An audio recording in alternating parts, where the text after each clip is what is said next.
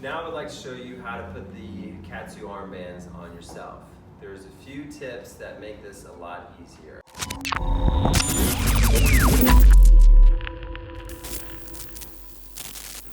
Most importantly, hooking the tubes up to the bands before you put the bands onto your arm. That makes it a lot easier when you try to put this clip onto there and you try to push it through, and it can become a little complicated. Take the KAATSU cycle. This time you're all by yourself, Steve. All right. So you're gonna go and do a workout. I would like you to clip this onto your belt. Okay. So I want you to face that away. All right. Okay, and you can clip it on your belt. There you go. So now, again, starting with the non-dominant arm. So clip down onto there. You may have to wiggle it around. You may have to press down on that little clip. You're gonna push it in there. Okay, perfect. Now go ahead and connect the other side as well. All right. You got your right band, you got your left band, you got them connected. While you're doing this, if the KAATSU turns on, if you already have it on, and it starts to inflate, all you have to do is hit that power button, just press it for 1 second and it'll deflate. So if you accidentally hit a button and it starts doing something, just hit the power button, it'll shut right off. Now that you have these connected to the bands, you want to take the strap and you want to thread it through that island, just like that. Okay, again, making sure that that tube's down. If that tube's on top of your arm like that, it may kink and it may not fill as well as it should. So again, the tube's pointing down. Put that in the eyelid, take your thumb and your index finger, and I like to pinch that just to hold that in place. And then you're gonna slip your left arm in there. While you're doing that, hold that in there. If it slips out, that's okay. You may have to do it again. But just slide that up on top of your arm, right up in that armpit. So you're aiming right up in there for that armpit. You wanna make sure your shirt's not wrinkled. On the side right there, so you can use that arm to kind of push that over or adjust the placement of the strap. And then you're gonna pull that tight and pull it up underneath your arm. You wanna line up that Velcro strap so it's on the strap and not on your shirt. So once you do it the first time, let your arm relax, let it hang, kind of wiggle it around a little bit, and it may need to be a little adjusted. You want it to be above your bicep, but below your shoulder. So right in that crease in your upper arm. Get it up in there, nice and snug. And if you need to, you can tighten it even more, pull it down. So notice how when I'm tightening this, I'm grabbing overhand like that, and I'm pulling away from my body, raising the arm, and sliding it under like that. Okay? How's it feel? Unbelievable. Great. Okay, show me the right side. Okay. So you've got it connected. Right. This is the little Velcro. Got Yeah. the tube down. Put it through. Go ahead and thread it. Get it started. Hold it with my thumb. My finger. That's a pretty good way to do that too. I like to do it just like that. Okay. Whatever is easiest for you. There you go. So putting that arm. Perfect. I had it with the wrong hand. That was There my you problem. go. Yep. You're doing great. Okay.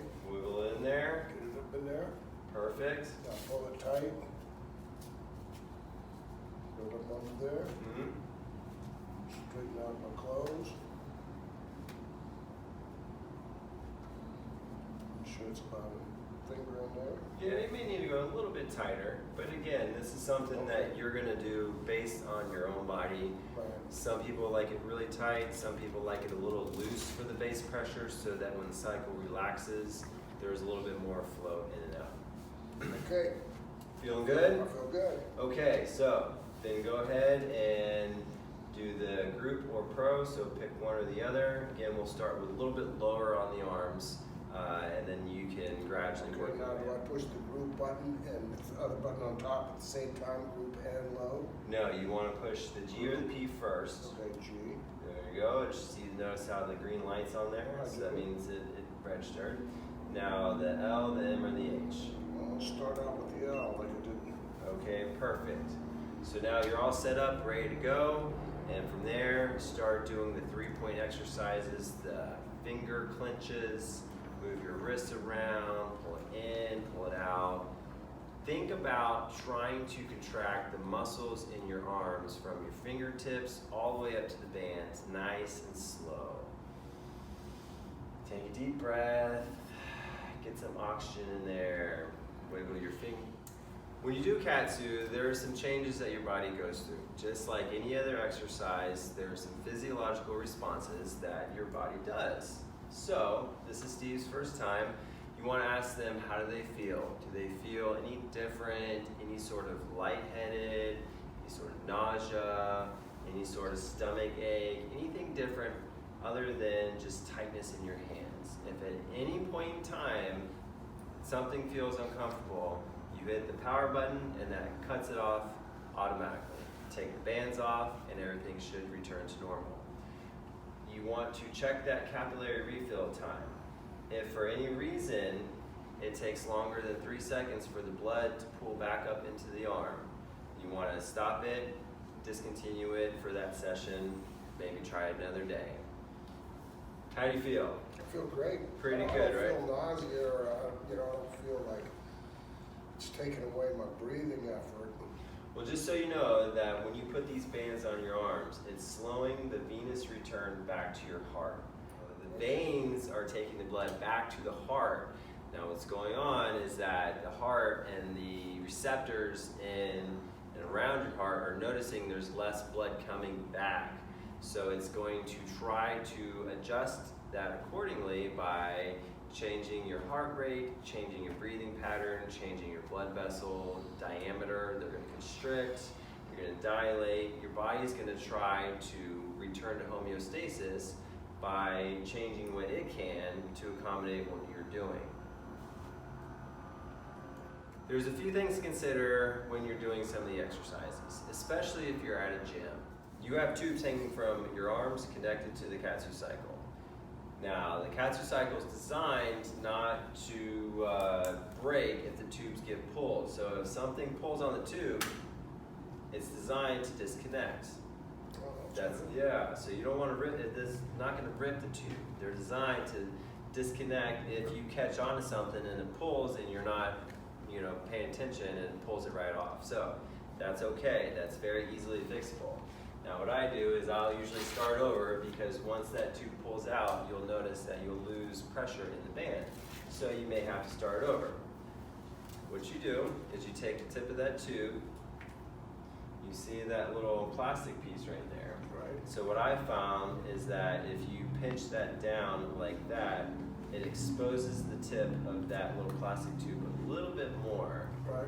And so then you can wiggle that rubber hose right back on. So line it up, wiggle it around, and you'll find that it fits right back on there. You may have to line it up, pinch it, push it up, and there you go. And you're back in action. Now, where the tube connects to the actual band here, this is not going to disconnect. You have to push that button to get that to disconnect. So push that button, and that will disconnect. Now you're ready to roll. Okay?